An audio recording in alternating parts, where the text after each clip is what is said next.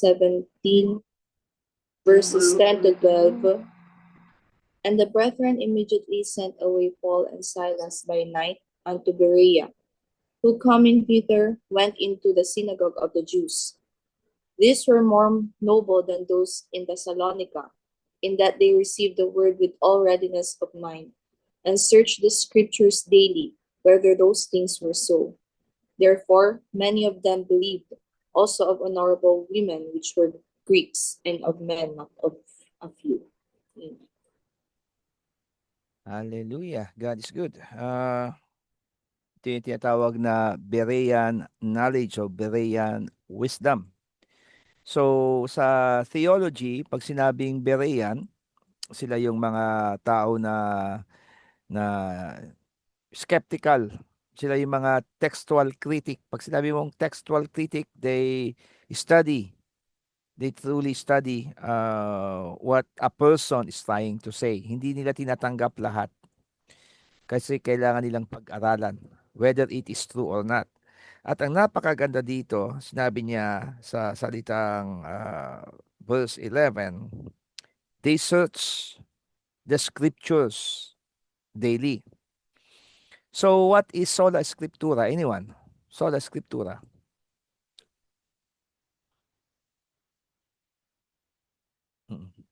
Okay lang, Nicole. Nauso talaga. Pati si Athena and then si Nico nagkakasakit. Uso talaga yan ngayon, sakit na yan. So, anyone, what is sola scriptura except kay Pastor Rose? Anyone? Sola Scripture scriptura. alone. Ha? Scripture alone. Ano po yun, ma?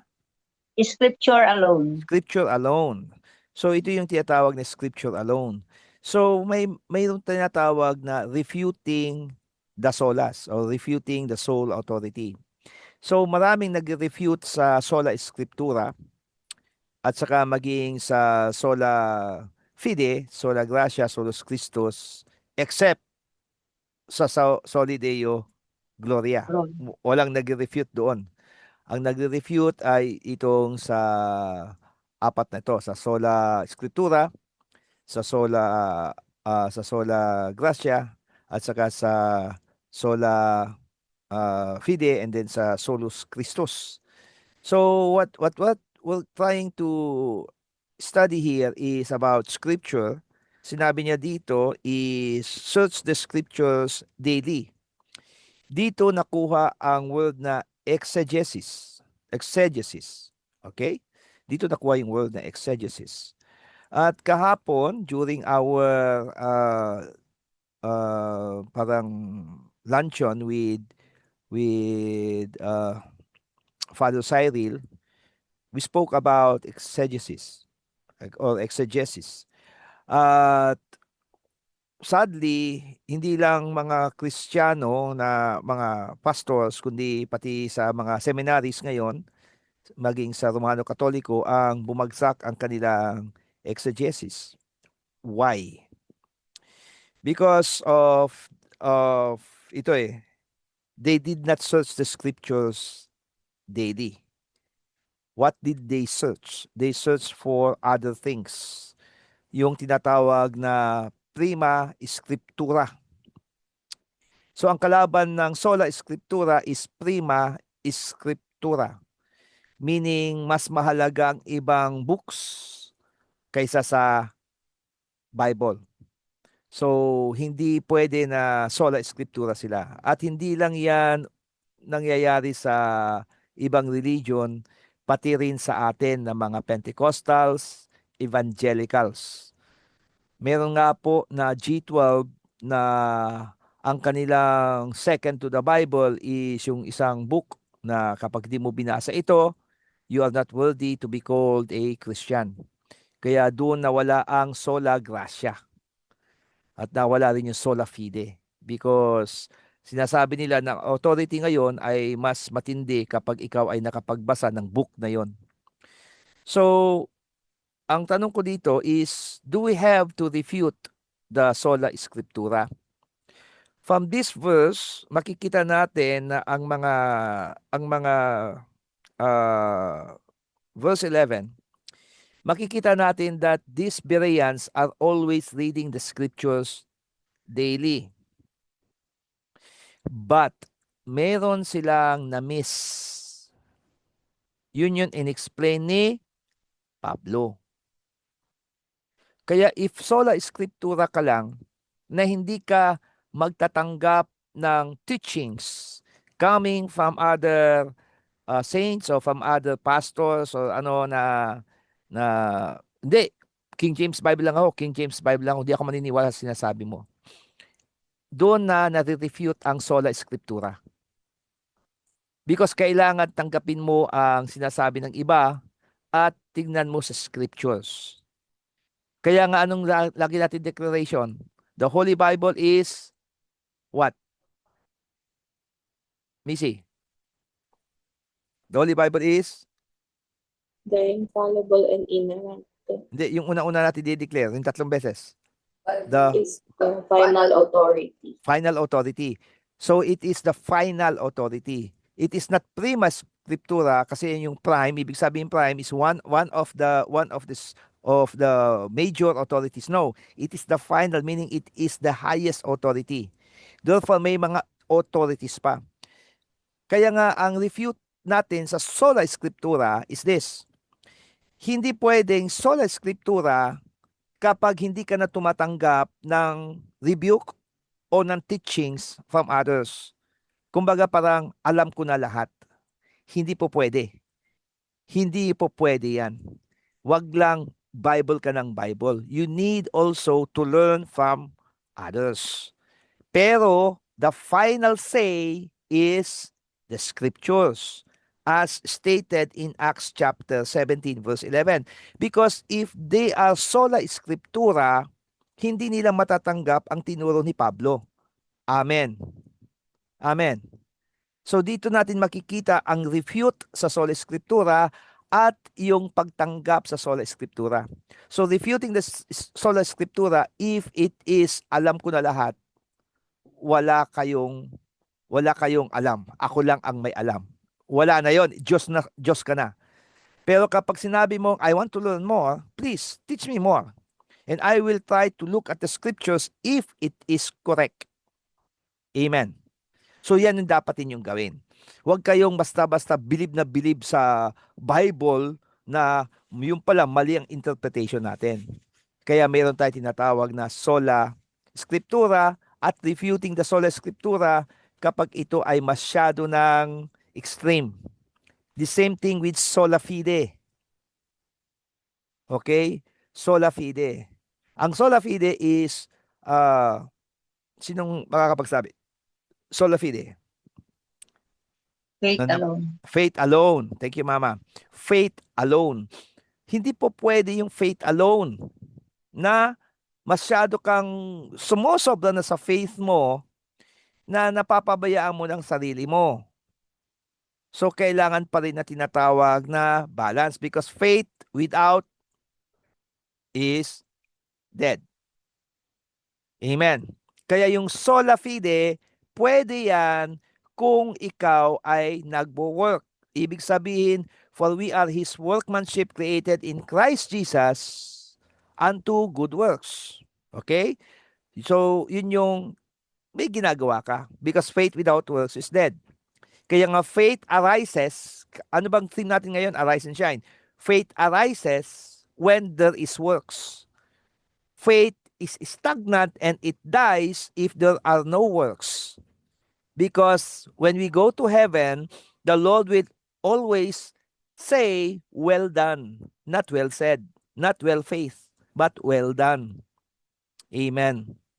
Take note, faith comes by hearing and hearing by the word of God. Ang nagsabi nito, walang iba kundi si Pablo. Ano rin sinabi niya? Doon na sabi ni James, faith without works is dead. Therefore, the word of God must be acted upon. Without acting or action, patay ang faith mo. Amen. Amen. Okay, now let's go to our break. Pastor Hazel, are you ready for the because this is what we're going to discuss right now. what you're going to tell us is what is the core of our discussion right now. Dito tayo mag-aano sa exegesis para makita ninyo kung ano ba ang dapat natin gawin. Because dito naghumiwalay ang doktrina ng Baptist at saka sa atin. Ito yung tanong ni, si Missy ba nagtanong nito? Cessationist? Cessation? Missy, ikaw ba nagtanong nun? Alin po, Pastor? Yung cessation? May nagtanong sa akin na cessation, about cessationism o about Baptist. So, may About sa ano, Pastor, yung tinanong ko po sa ano po yun? Letter C din po yun eh. okay. So may nagtanong kasi sa akin about that. And then inano ko 'yon. Ang pagkakaalam ko yata doon tayo humantong sa cessationist. Anyway, so Pastor Hazel, are you ready? Pastor Hazel? Knock knock. Who's there? Knock knock. Ready na, Pastor Hazel? Lang, po, hinanap ko sa Google. Nawala naman po sa documents ko. Hindi ko kasi kabisado po dito sa tablet. Okay. Sige, iano ko na for the sake of time. Hinanap ko sa... Now, sabi sa Bible, number 1, kasi pag-uusapan natin is mga critical doctrines. Number 1, speaking in tongues. Number 2, pastoras.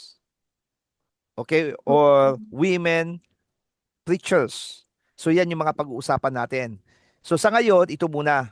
Kasi before the end of the session 8, you will learn how to defend why we are speaking in tongues and why are we allowing women to pastor or women to preach. Amen. So yan yung ano natin. Pag-uusapan natin sa apologetics na to. Because naituro ko na sa inyo ang how to interpret scriptures at saka yung history of the King James Bible.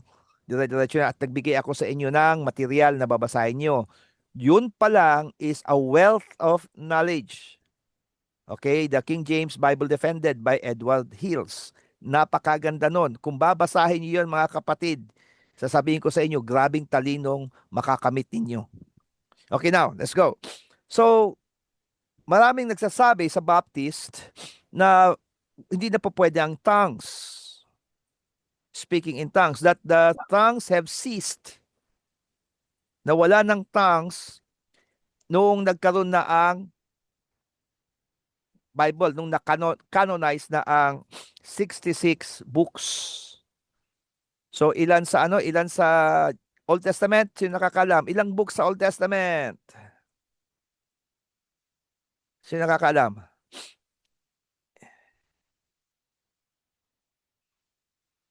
Wala nakakalam. Ilang books ang New Testament? Old Testament. Pumunta sa table of contents, binilang. Equals 27. Ano yun? Multiply it. Equals 27. Ilan? 39. 39. So 3 times 9 equals 27. O ilan yung New Testament? 27. Kasi Nag-gets nyo na? 3 times 9 equals New Testament. 39 equals New Testament. Amen. Ganun lang yan. Yan yung key. Yan yung sikreto para madaling matandaan. Ang tawag dyan is mnemonic. You need to memorize through those terms. Okay? 3, 9, 27. 3 times 9, 27. So 39, 27. So yung 39 plus 27 books, when they were canonized as holy and inspired and inerrant and infallible by the Christians na ando doon sa pagkakanon nila, is wala na. Patay na ang prophecy, patay na yung tongues. So the question here is, patay na nga ba?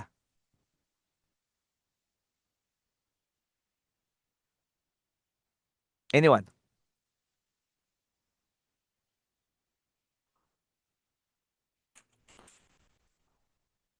You will find that in 1 Corinthians chapter 13.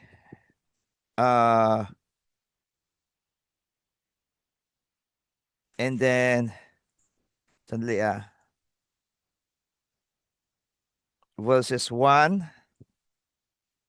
up, verses 1 up to verse 8.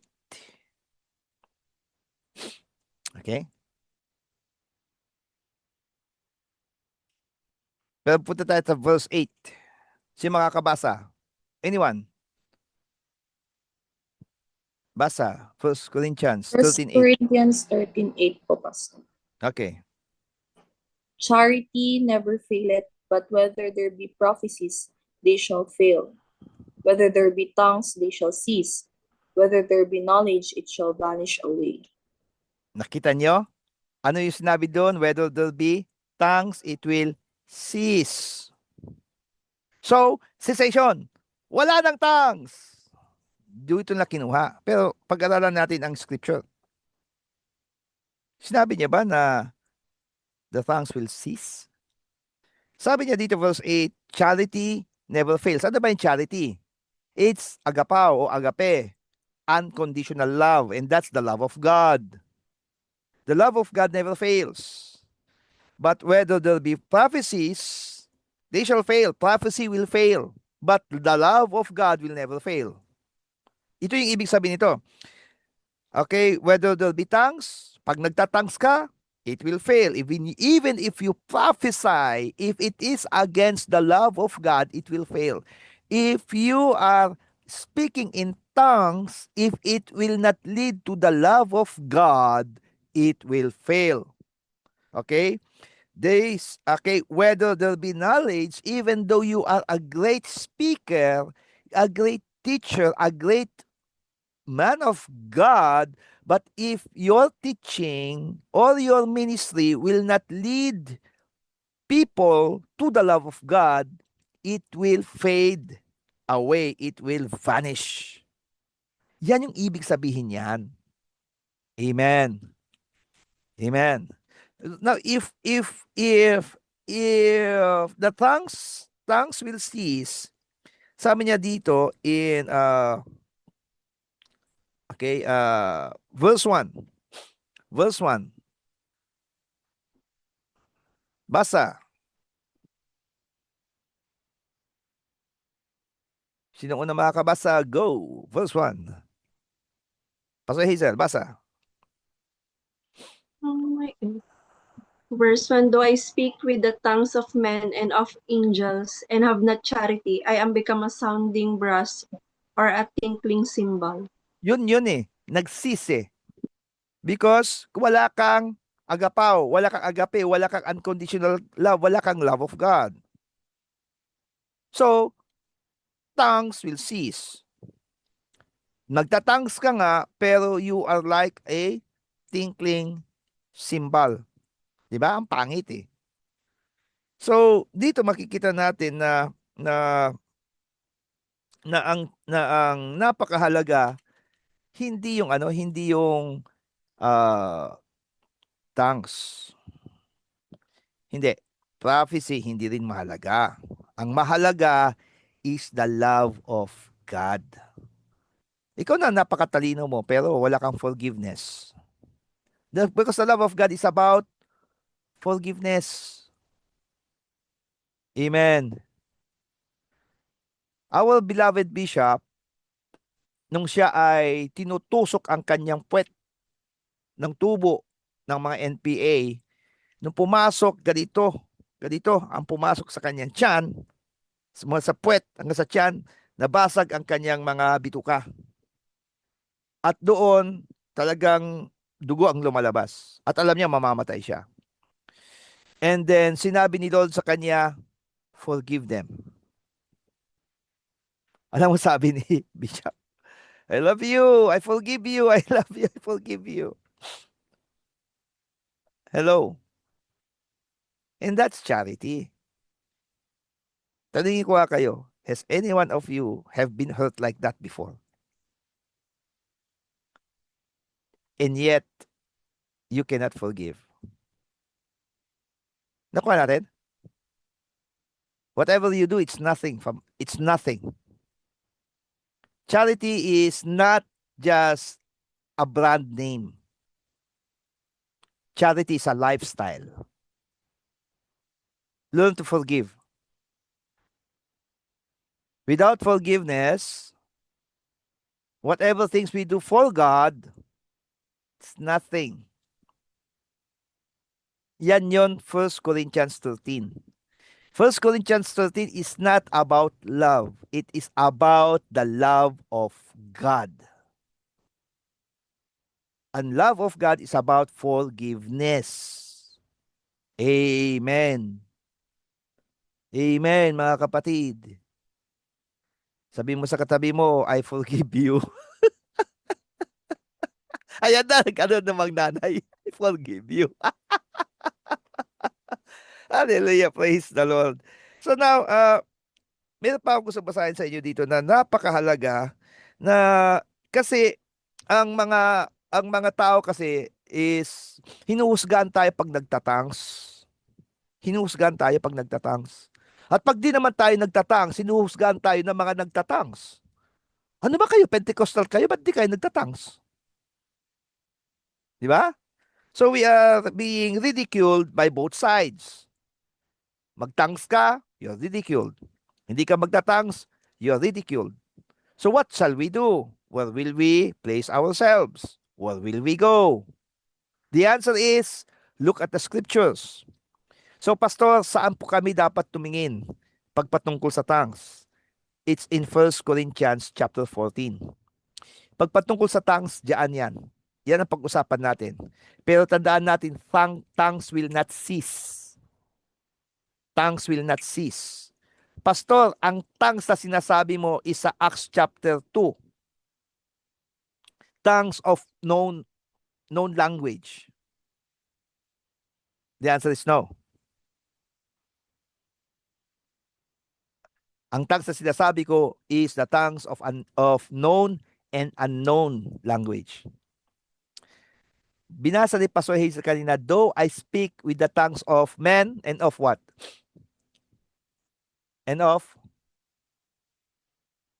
angels. Di ba? So what is that tongue of angels? It is an unknown tongue.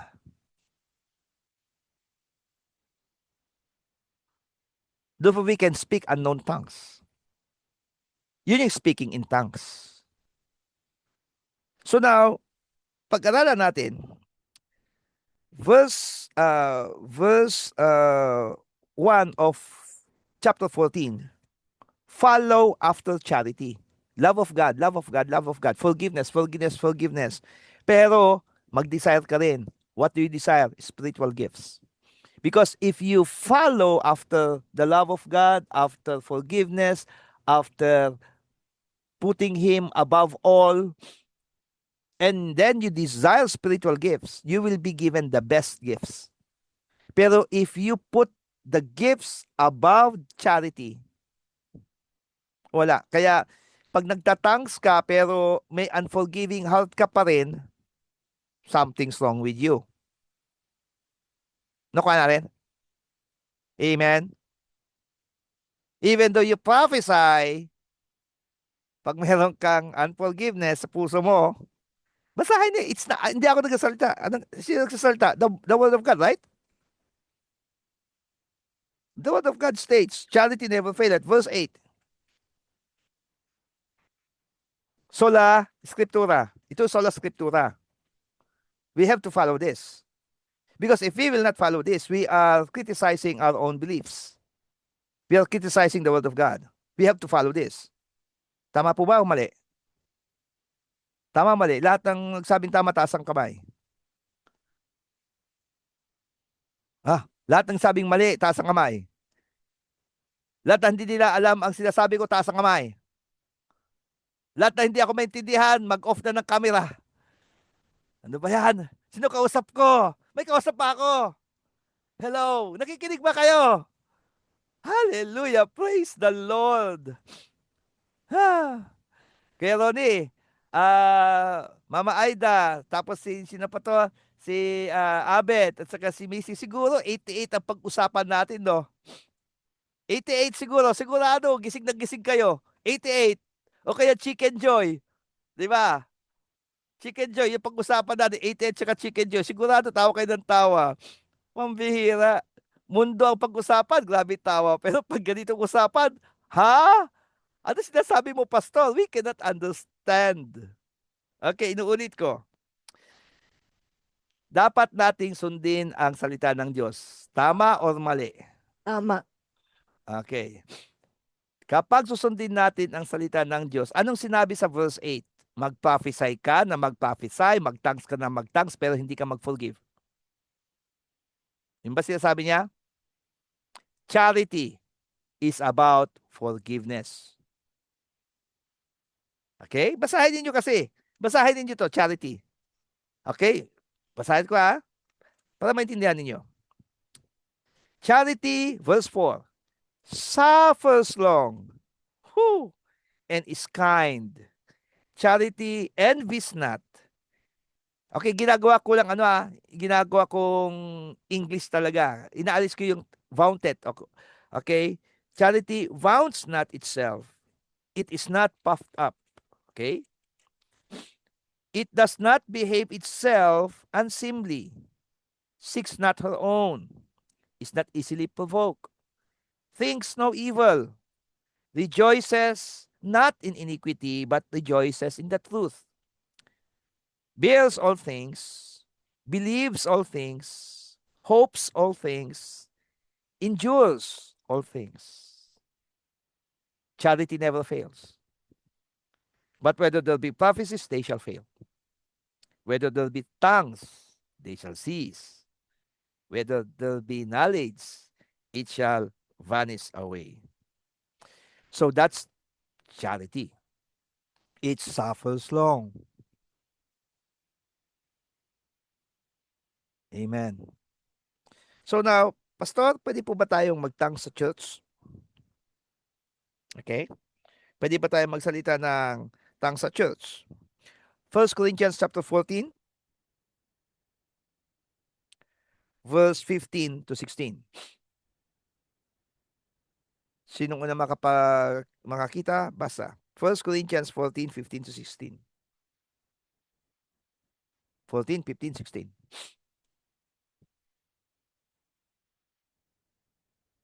Sige, Missy, anak. Basa. What is it then? I will pray with the Spirit, and I will pray with the understanding also. I will sing with the Spirit, and I will sing with the understanding also. Else, when thou shalt bless with the Spirit, how shall he that occupieth the room of the unlearned say Amen at thy giving of thanks, seeing he understandeth not what thou sayest? You see? So, sa Sunday service, hindi tayo pwede mag-thanks. Why? Pag nag-thanks ka, hindi mauunawaan ng mga unbelievers. Okay, now, punta tayo dito sa verse 12. Even so ye, for as much as ye are zealous of spiritual gifts, seek that you may also excel to the edifying of the church. You may excel to the edifying of the church. It is for the goodness of the church, to minister the church. Wherefore, let him that speaks in an unknown tongue pray that he may interpret. Kaya kapag nagtatangs ka, pray na may mag-interpret or ikaw mismo ma-interpret mo. But it's very, very impossible to interpret your own tongues. Amen. Sabi pa niya dito, for if I pray in an unknown tongue, my spirit prays, but my understanding is unfruitful. Ito siya mismo nagsabi. If I pray with an unknown tongue, my spirit prays, but my knowledge or understanding becomes unfruitful because I do not know what I'm saying. Nakuha niyo? Ito yung sinasabi niya. Now, tuloy natin. Okay, meron pa sa sinabi dito. Ito, sinabi niya, sa verse 15, sabi nasa ni Missy, I will sing with the spirit and I will sing with the understanding also. Anong ibig sabihin ng I will sing with the spirit and I will sing with the understanding also? Some of us, like for example, yung sa isang church, okay, majesty, kingdom authority, unto Jesus be all glory, honor, and praise, majesty. So yun, kinakanta nila. So lahat ng mga tao, naramdaman nila, hallelujah! Grabe sila. They praise the Lord. After 1 month, pumalik si Bishop June Tarlit. Ang narinig niya, Magic Tree, Kingdom Authority, Uncle Jesus, be all glory, honor, and praise, Magic Tree. Pero lahat nag-iiyakan, ha? Anong tawag doon? Worshiping in spirit. But are they worshiping in understanding also? Ang tawag natin doon, emotion. Amen. When you worship God, you must understand what you're singing. When you pray to God, you must understand what you're saying. Therefore, when you pray to God and you speak in tongues, you just pray, speaking in tongues. Don't try to understand. Just tongues. Don't interpret it on your own. You will be confused. Because Satan is going to use that kind of confusion to destroy you. Amen. Kanyo? So, tongues have not ceased. Prophecy have not ceased. Prophecy, again, is sola scriptura. When you prophesy, it must be under the final authority in all matters of faith and practice. Amen. Amen. Are we learning? Any question before we proceed? Any question? Klaro ba? Clear? Any question? Kuya Ronnie, may question? Wala. Okay. Now, punta tayo sa verse 26 of 1 Corinthians 14. Maganda to. Gusto kong para at least maunawaan ninyo. 1 Corinthians 14:26. Are you there? So wala tayong dito, wala tayong PowerPoint because this is a lesson wherein nagka-converse tayo. We can jump to every scripture that we go to. Sabi niya dito, how is it then, brethren, when you come together, every one of you has a psalm, ibig sabihin may awitin kayo, you have also a doctrine, have a tongue, have a revelation, have an interpretation. Paano kapag lahat kayo meron nun? A-attend sa church. Di ba? Chaos. Confusion. Pero may sinabi siya dito. The next sentence. Let all things be done unto edifying the church, not edifying you. It must minister to the church, to the brethren, not to you or to you alone. Not to a single person, but to the church. It must edify the church. Tuloy natin. If any man speak in an unknown tongue, take note the word unknown, it's not known. Acts chapter 2 is known tongues. Known yan. Iba ang sinasabi sa 1 Corinthians 14. Take note. Kailangan ninyong maunawaan ang sinasabi sa Acts chapter 2 and dito sa 1 Corinthians 14. Okay, para lang maapis kayo, let's go to Acts chapter 2. Okay? Sorry po jump tayo. Tulad na sabi ko sa inyo, we're going to jump. Okay? Sabi niya dito in verse 1, and when the Acts chapter 2 verse 1, Acts chapter 2 verse 1. Sulat nyo para meron kayong basis sa sinasabi ko. Acts chapter 2 verse 1. Ituro nyo rin yan. Kasi kailangan to Exegesis is you teach it. Okay? We are exegeting about about spiritual gifts, not just tongues, it's spiritual gifts. So, and when the day of Pentecost was fully come, they were all with one accord in one place. These are the requirements for a church service to flow. Okay? Requirements to ng church. And suddenly there came a sound from heaven as of a rushing mighty wind, and it filled all the house where they were seated.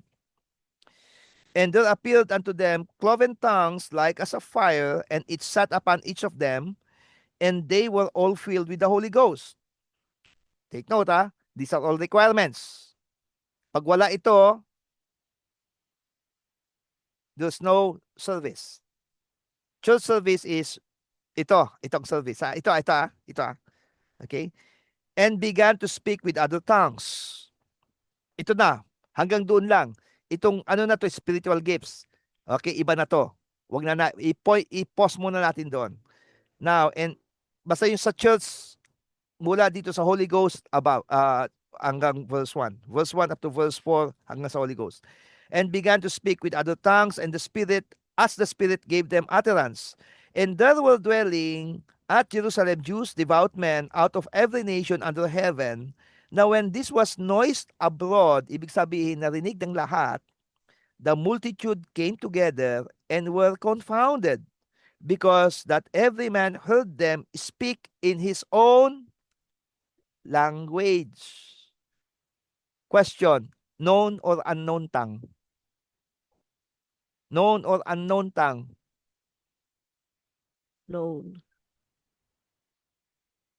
Aside from Pastor Rose, is it known or unknown tongue?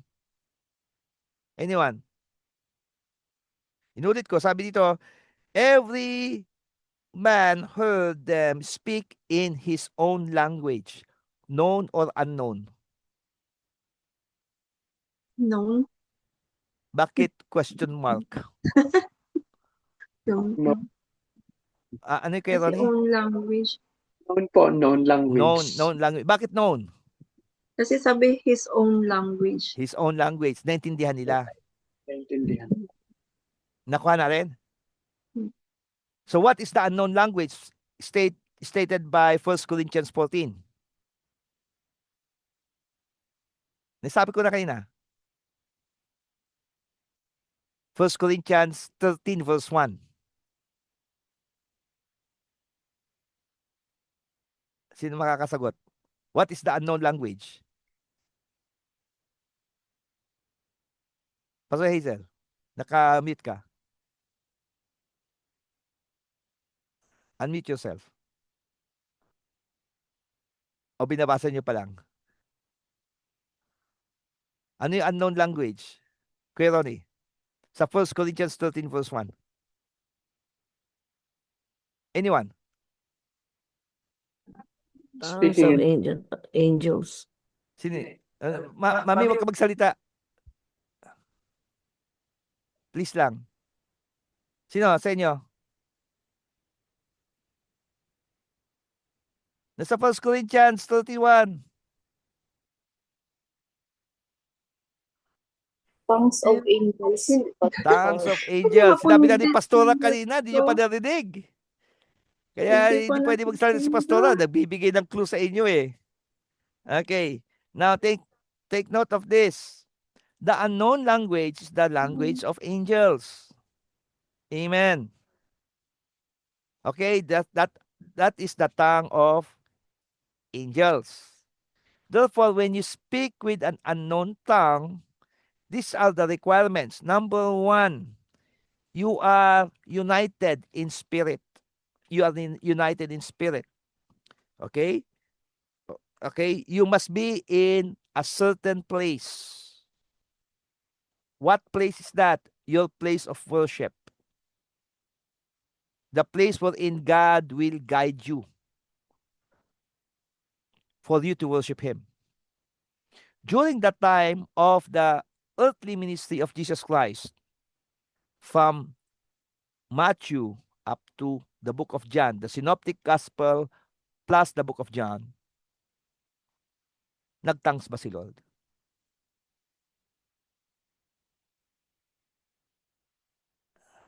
Anyone?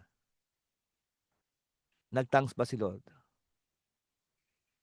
Meron ba kayo narinig doon? Meron ba kayo nabasa from Matthew up to John na nag-speaking in tongues si Lord? The answer is, wala. Pero hindi ba siya nag-speak in tongues? The answer is, no. Nag-speak in tongues siya. Pastor, wala eh. Meron. Saan? When he goes to the wilderness to pray, he prayed in tongues. He prayed in the language of the angels because he is God. He talks to angels.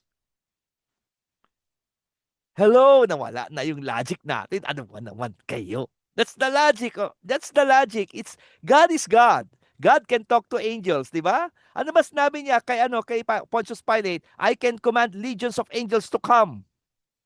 Ibig sabihin, he can speak the tongues of angels. And he is speaking he has spoken to legion, di ba? Yung espiritu. Okay? So he can speak in the tongues of angels. He can speak in tongues of the spirit, of other spirits. Why? Because he is God. So, paano siya nagtatangs? He is in one accord with his faith and love for God, and he is in a certain place wherein he can speak in tongues. And then sabi niya dito, ando doon ang tinatawag na anointing. You must be anointed. That the Holy Ghost will fill you with His presence. Amen. So without those things, you can never speak in tongues. Okay, ganito. Halimbawa, I can speak in tongues ito. Baba. Ako actually, hindi ko, alam ko yan, memorize ko yan. Gumagano lang ako.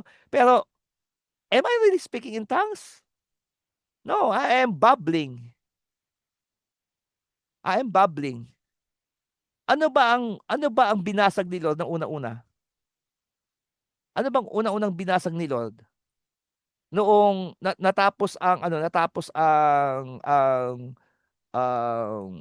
flood. Tapos dumami ang tao. Ano ang unang binasag ni Lord? Sino nakakaano? Wala. Anong unang binasag ni Lord? Si Pastor Rose daw.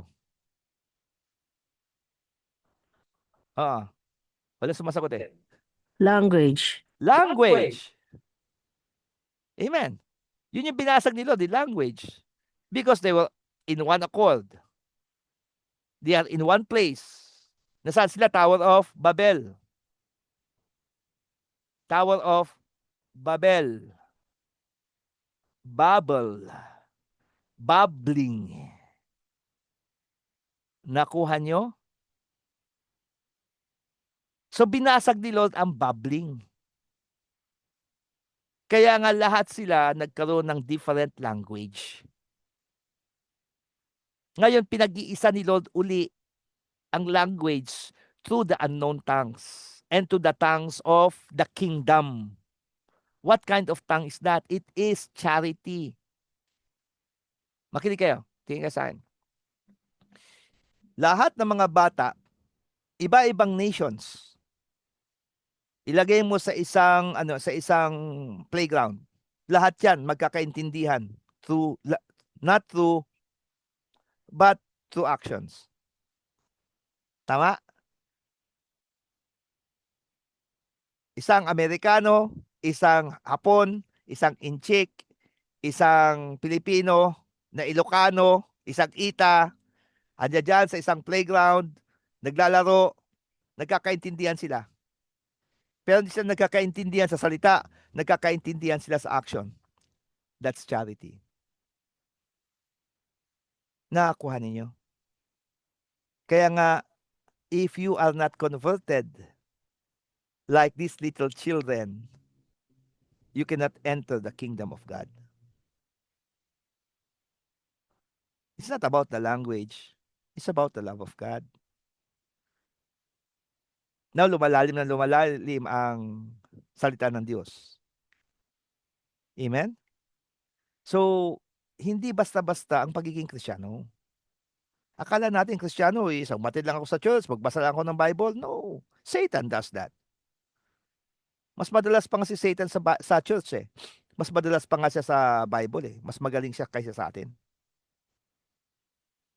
Pero wala siyang anointing. Wala siyang love. Wala siyang charity. The only thing that Satan does not have is charity. Yan lang, wala siya eh. Yan yung meron tayo.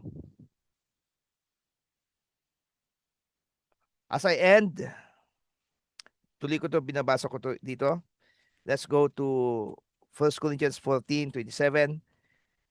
1 Corinthians 14, verse 27. If any man speak in an unknown tongue, let it be by 2 or at the most by 3, and that by calls, let one interpret.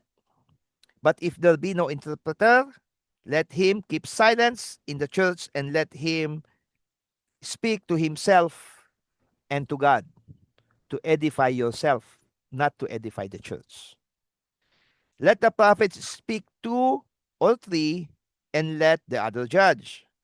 If anything be revealed to another that sitteth by, let the first hold his peace.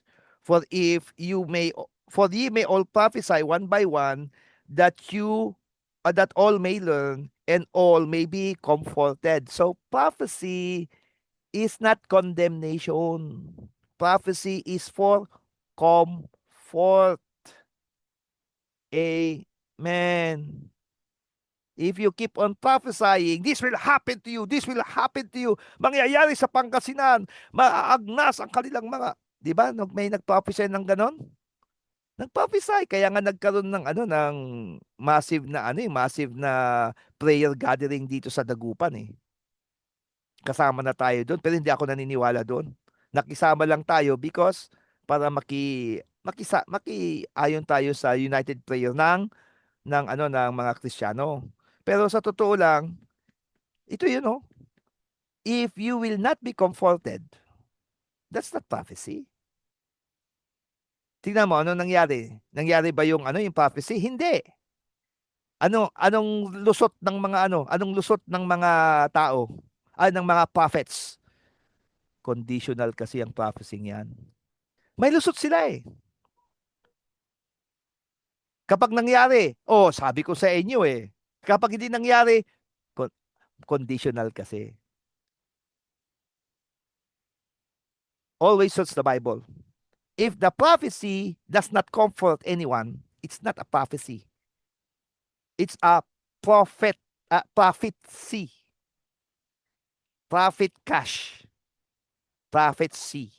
Okay? Yan yung gusto nila eh. So anyway, okay, and the spirits of the prophets are subject to the prophets.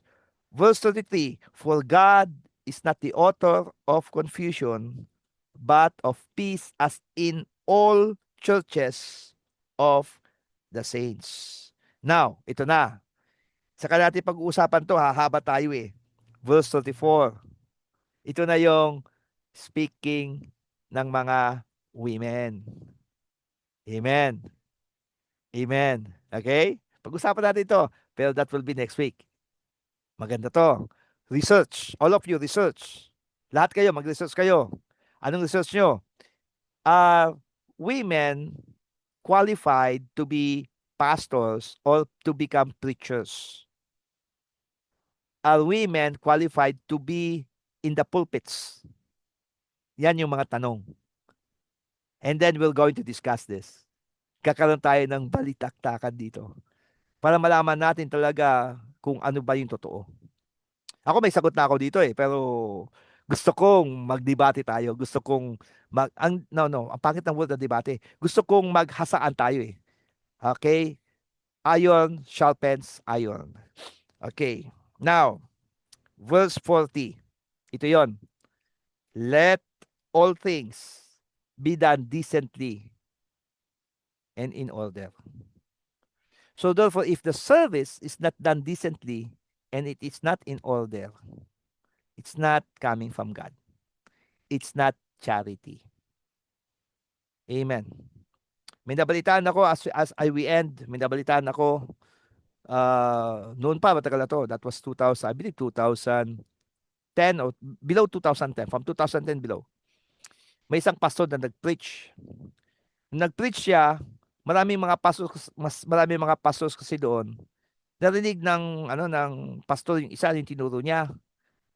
Again sa doktrina nila. Tumayo, dinuro, nagalit, nagsuntukan doon sa pulpito. Hello. Is that a service? The answer is no. Kaya, everything must be done decently and in order. Kaya, ang ginagawa ng iba, because they want decency and order, sa Amerika, yung mga malalaking simbahan, hulaan nyo kung anong meron doon. Sa malalaking simbahan, talo pa ng isang pastor ang isang opisyal. Bakit? Anong meron doon sa simbahan?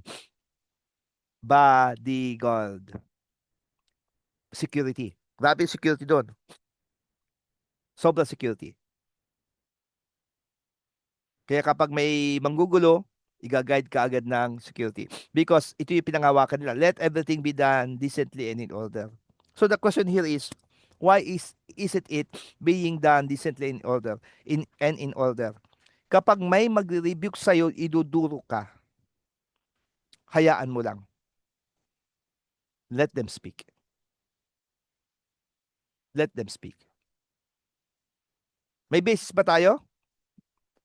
Final authority in all matters of faith and practice, Jesus Christ. When he was being ridiculed, when he was preaching in the pulpit, nung binasa niya ang book of Isaiah, and then sinabi niya, it's fulfilled right now, right on your face. Parang, I'm that one, I'm that person. Parang yun ang sinabi ni Jesus. Kaya nagalit sila. Are you greater than our father Abraham? Tapos sabi niya, before Abraham was, I am. Kaya sabi nila, you are still so young. When you're saying that you're older than our father Abraham, kaya bubugbugin na siya. Take note, bubugbugin na si Jesus during that time. Pero anong ginawa ni Jesus? Like a ninja, shook, he snuck out. He snuck out. Pero, ano siya, wala na nawala na ng order. Pero si Lord pa rin, ang Holy Spirit pa rin ang nag-guide. Okay? So, inuulit ko, kung nangyayari kay Kristo Jesus, imposibleng hindi mangyari sa atin. Amen. Amen. Kaya, kapatid, the key word here is charity. Cessationists are not filled with charity. They are filled with hate. Ang daming cessationists. Cessationists are, okay, i-end ko lang, baka mamaya,